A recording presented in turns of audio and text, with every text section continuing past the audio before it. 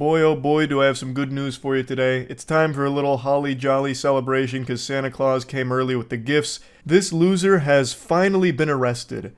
Now I'm sure none of you recognize this guy. This is probably not a face any of you have seen unless you're a woman in New York, and in that case this is probably a face that you swiped left on Tinder for. But this is the face of the man known as Squeeze Benz, the infamous street racer who's blown up on Instagram and YouTube over the last few months. This isn't like a really stunning revelation, he just looks like a normal asshole. It's not like some kind of big twist like it's Bruce Wayne behind the Batman mask or anything. But I actually recently talked about Squeeze because he went on Neon's stream and did his street racing stunt maneuvers and ended up getting in a hit and run live on Kick.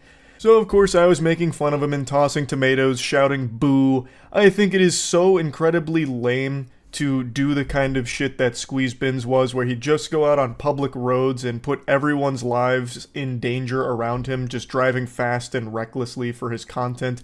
And this is a criminal who is addicted to attention, which has to be the worst combination for a human being ever. If you are a criminal, the last thing that you would want is a lot of eyes on you. But this guy, Jiminy Christmas, he was absorbing it like a sponge in a sink.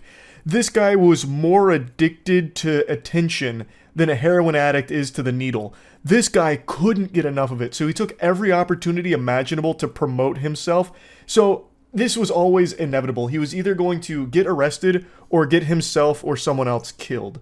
Luckily, he was arrested before the second thing happened. Now, before really diving into the weeds of the arrest here and everything around it, I want to show you a little bit more of the lore to Squeeze, so you can get a big taste of the cringe that is Squeeze Benz. You mix danger, but there's also other people at risk when you do that. Innocent civilians. So what do you think about the element of danger for that? I've been doing this since real shit since I was 9. I used to take my dad's car out and I used to just bug out. I've been doing this for so long now that I feel like I did some professional. This guy must have found a moron potion at some point in his life and he has not been able to break the curse. The effects still linger.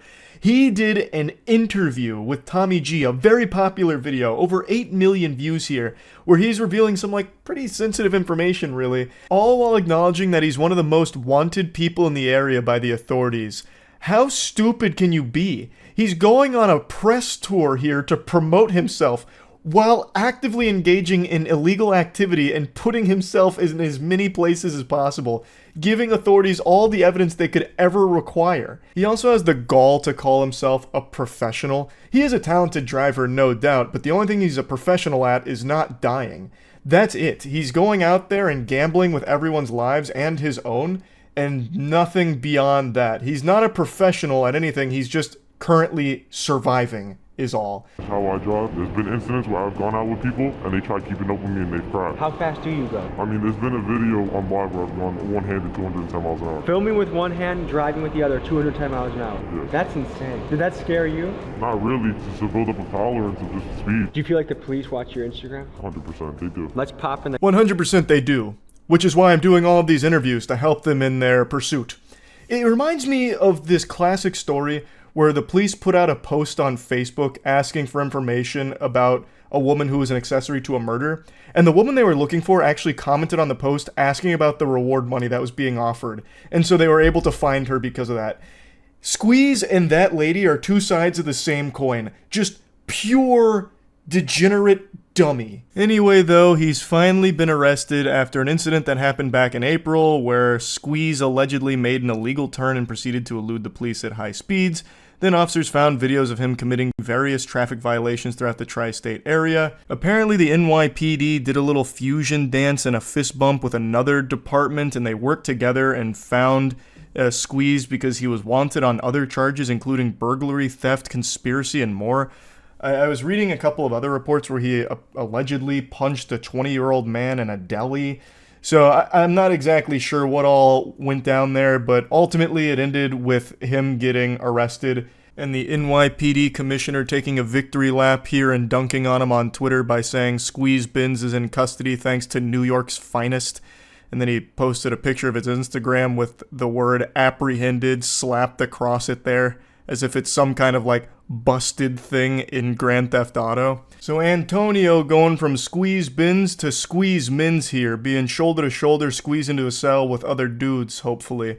But there's no telling if he's actually going to face real prison time. It seems he's been released because after all of this, he did make an Instagram post about how he can't go live on there. So then he made a Twitch account, which I can't find. I do see a Squeeze Benz account there, but there's nothing on it, and I think that's just an impersonator trying to capitalize off of this.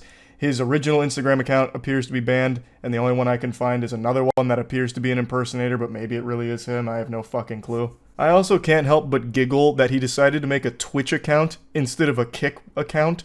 Like, not even this blatant criminal who has already broadcast crimes on Kick wants to make an account over there and stream on purpose. He still decided to go to Twitch first and foremost. That's kind of crazy to me because Kick is the home of broadcasting illegal activity. They don't do shit about it there.